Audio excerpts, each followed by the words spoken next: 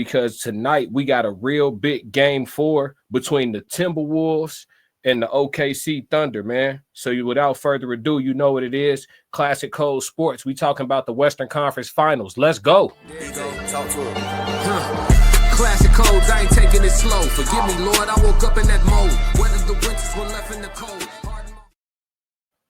All right, y'all. So we got a big game 4 tonight. We got the OKC Thunder versus the Minnesota Timberwolves, man.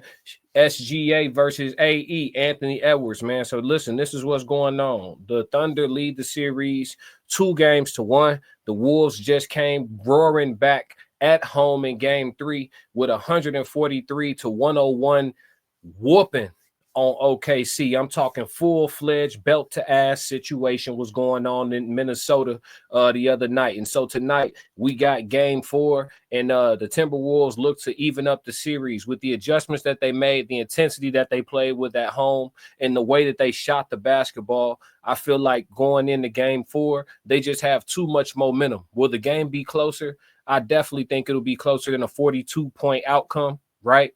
So, yes, the game will be closer. However, do I think the outcome is different as far as the winner? No, I don't think that the Thunder make the necessary adjustments or find the momentum and the cadence that they need to find in Minnesota tonight to get the job done. So we're definitely going with the Minnesota Timberwolves tonight. That's my prediction. Let's get that out the way early. Now the gameplay, because you know I'm going to give y'all the parlay of the day, right? So as far as the gameplay is concerned, Anthony Edwards last game had 30 points, 6 assists, 9 rebounds. That's a balanced breakfast, ladies and gentlemen. That is a balanced breakfast. Julius Randle came to play, and that's always going to be the difference when it comes to the Minnesota Timberwolves. Julius Randle had 24 points, 3 assists, and 4 rebounds in 30 minutes of action. Julius was highly efficient, and that's what made the difference. Jaden McDaniels chipped in with 10 points, 6 rebounds, 4 assists for your third option and a quality role player. I think that's remarkable for Jaden Daniels. And then coming off the bench, they always need 1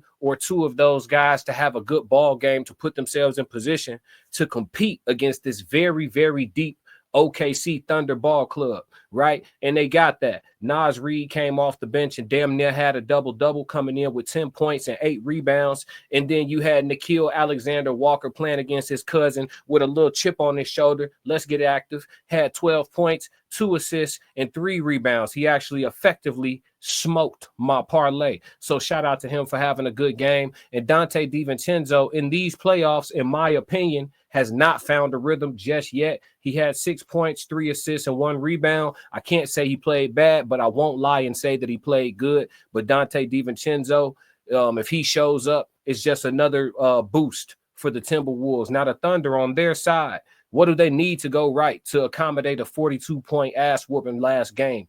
Well, they're going to have to come out and do the intangible things first. They were out physical, right? They got pushed around a bit early in the game, and before they looked up, they were down 20. So they never were going to be able to catch up, not with the momentum, not with the energy, not with the way things were going inside of that building. So with that being said, come out early with energy, play hungry, don't play up 2-1, play down 1-2. You know, approach this game as it is a fresh game. The score will be 0-0 at tip-off. And I think they just have to get back to being themselves. They're definitely obviously going to need to make some defensive adjustments because the Timberwolves were able to get to the basket pretty efficiently last game.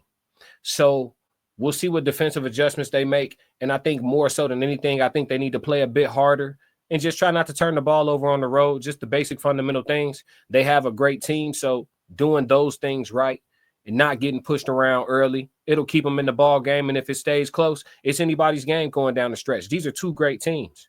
Let's not get it confused. These are 2 great teams, and we expect to see a dogfight.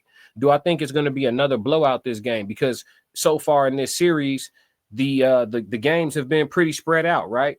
We've had a 143-101 Timberwolves victory. We had a 118-103 Thunder victory, and we had a 114-88 Thunder victory.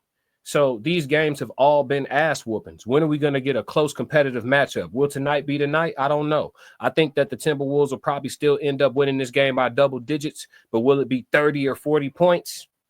I would hope not, right? For viewership and other things. But Yeah, that's my prediction on the game today, and that's what I think needs to be focused on. I think the Thunder just have to play harder. SGA obviously was knocked out of his rhythm with the way the game flow went.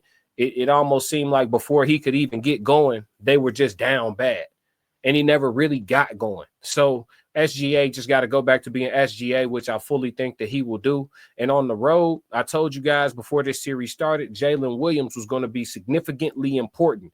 13 points and 4 rebounds and 2 assists will not do it. So if Jalen Williams can get around 20 points tonight and get somewhere inside of the 4 or 5 assist range, it puts the Thunder in a good position because SGA is going for 30. SGA is going for 30. Ladies and gentlemen, now it is time for the parlay pick of the day. Before we move into the rest of the show, like I said, we're doing something different today. We're covering sports first. It's time for the parlay picks of the day. Follow me and let's make a little bit of money. I'm going to show y'all how to turn 5 into 25. We ain't doing nothing big. So listen, today we going SGA for a 30 ball. You understand me? We're definitely taking that. If you can put them right at 30, whatever those odds are, take them. If you want to take the over on whatever his over under is, depending on what app you in, I'd take the over, not the under. SGA finna come hoop tonight. All right. I think tonight is the night that we see SGA and Anthony Edwards both be special at the same time. It's been brewing for a second, but it hasn't happened just yet because the games have been blowouts. But tonight, I think we see both of them hoop. So we're going to take Anthony Edwards and SGA over on points. All right, follow me. And then we're going to go with Jaden McDaniels for 1 steal and Rudy Gobert for 1 block. We going 4 picks tonight. That should put you somewhere in a nice range in the plus category. Turn that 5 into 25. All apps got playoff boosts. Throw your boost on that and get you a little bit of money, man. So again, we taking the over on SGA points. Whatever it's set at, take your over. We going over on Anthony Edwards points. Whatever it's set at, take your over. We going Jaden McDaniels for a steal, Rudy Gobert for a block. Let's get paid, ladies and gentlemen. And that's it for the classic sports segment. Classic codes, I ain't taking it slow. Forgive me, Lord, I woke up in that mode. Weathered the winters when left in the cold. Harden my heart and that heart in the flow. They don't know